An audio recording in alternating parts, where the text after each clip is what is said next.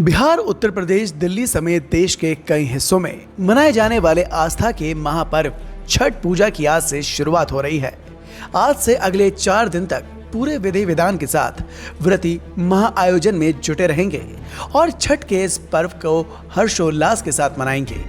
छठ का ये महापर्व 17 नवंबर से शुरू हुआ, यानी कि आज से, और आज कद्दू भात का दिन है। के बाद 19 नवंबर को अस्ताचलगामी सूर्य को अर्घ्य दिया जाएगा, यानी ढलते सूरज को जल अर्पण कर सूर्य देव की पूजा की जाएगी। इसके बाद 20 नवंबर को उगते सूरज को अर्घ्य दिया जाएगा, जिसके बाद छठ का समापन हो जाएगा। तो आइए एक बार आपको इस त्योहार के एक एक दिन की विधि भी बता देते हैं। 17 नवंबर को नहाय खाए है। इस दिन सूर्यदेव को सम्मुख मानकर व्रती छठ पूजा करने का संकल्प लेते हैं। इस दिन व्रती किसी नदी, तालाब या जल के शुद्ध स्रोत जल में जाकर स्नान कर खुद को शुद्ध करते हैं और अगले 4 दिन तक पूरे विधि विधान के साथ छठ करने का संकल्प लेते हैं। इस दिन लौकी का विशेष महत्व होता है।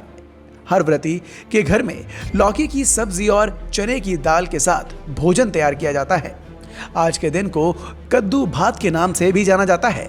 दरअसल छठ पूजा का महापर्व भगवान सूर्य और प्रकृति के द्वारा मनुष्य को दिए गए अद्भुत जीवन के लिए आभार व्यक्त करने का भी त्योहार है। छठ पूजा का प्रसाद ठेकुए को तो सभी जानते हैं और लोगों को पसंद भी है, लेकिन ये बहुत कम लोग जानते हैं कि इस महापर्व का एक एक हिस्सा प्रकृति और प्रकृति से जुड़े चीजों से बना हुआ है।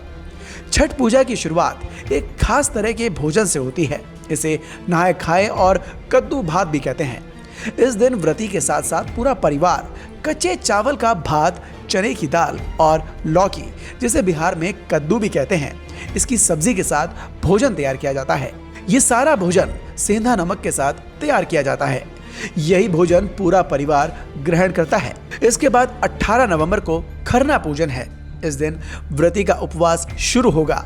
दिन भर के उपवास के बाद शाम के समय केले के पत्ते पर गुड़ की खीर और केले के भोग के साथ भगवान सूर्य का आवाहन किया जाएगा और शाम के समय भोग लगाकर व्रती भोजन ग्रहण करेंगे। इस दौरान ये बात ध्यान रखने वाली होती है कि व्रती के भोजन ग्रहण करने के बाद ही सभी को प्रसाद दिया जाता है। फिर 19 नवंबर को खरना पूजन के बाद व्रती का 36 घंटों का निर्जला उपवास शुरू होता है। 19 नवंबर को व्रती शाम का सूर्यदेव यानी कि ढलते सूर्य को अर्घ्य देते हैं। अब आता है छठ का आखिरी दिन, जो कि 20 नवंबर को है, जिस दिन 36 घंटों के निर्जला उपवास के बाद इसे तीसरे दिन के उगते हुए सूरज को अर्घ्य दिया जाता है और जल अर्पण करते हैं। उगते सूर्य को अर्घ्य देने के साथ ही छठ महापर्व का समापन हो जाता है। छठ पर्व को लेकर बिहार, उत्तर प्रदेश और दिल्ली में तैयारियां जोरों पर है।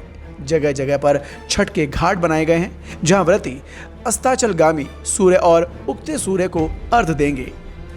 भारत नाउ की तरफ से आप सभी को छठ के इस महापर्व की बहुत बहुत शुभकामनाएं। Bureau report, the Bharat now.